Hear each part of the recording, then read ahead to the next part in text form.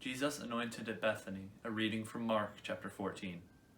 Now the Passover and the Feast of Unleavened Bread were only 2 days away, and the chief priests and the teachers of the law were looking for some sly way to arrest Jesus and kill him. But not during the feast, they said, or the people may riot. While he was in Bethany, reclining at the table in the home of a man known as Simon the leper, a woman came with an alabaster jar of very expensive perfume made of pure nard. She broke the jar and poured the perfume on his head. Some of those present were saying indignantly to one another, "Why this waste of perfume? It could have been sold for more than a year's wages and the money given to the poor," and they rebuked her harshly.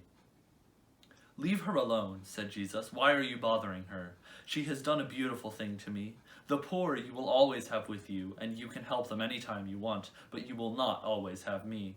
She did what she could. She poured perfume on my body beforehand to prepare for my burial. I tell you the truth, wherever the gospel is preached throughout the world, what she has done will also be told in memory of her." The word of the Lord. Hi there, church, and thank you to Liam for reading our scripture for today, this first lesson in our Holy Week and our Stations of the Cross. I would like to lead you today through a way of reading scripture called Sacred Imagination. This is a way of reading scripture that places ourselves fully within the story of the gospel. We become participants and characters in the story, engaging our imagination with our bodily senses. The center of the story is always Jesus, but the purpose is to experience him in a new way.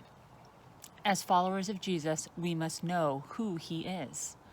So as I read this passage again, place yourself in the story. Close your eyes. Who are you in this story? What do you see? What do you hear and smell? While he was in Bethany, at the house of Simon the leper, as he was reclining at the table, a woman came with an alabaster jar of very expensive perfume of pure nard. She broke the jar and poured it on his head. But some were expressing indignation to one another. "Why has this perfume been wasted? For this perfume might have been sold for more than 300 denarii and given to the poor," and they began to scold her. Jesus replied, "Leave her alone. Why are you bothering her? She has done a noble thing for me. You always have the poor with you, and you can do what is good for them whenever you want, but you do not always have me.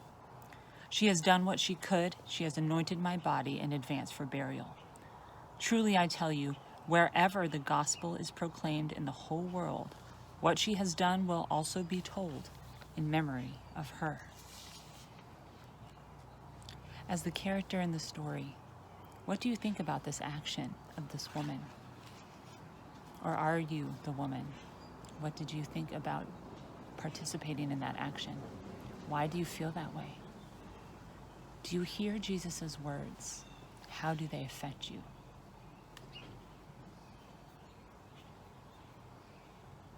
Now come back to your own self. What did this story show you about who Jesus is?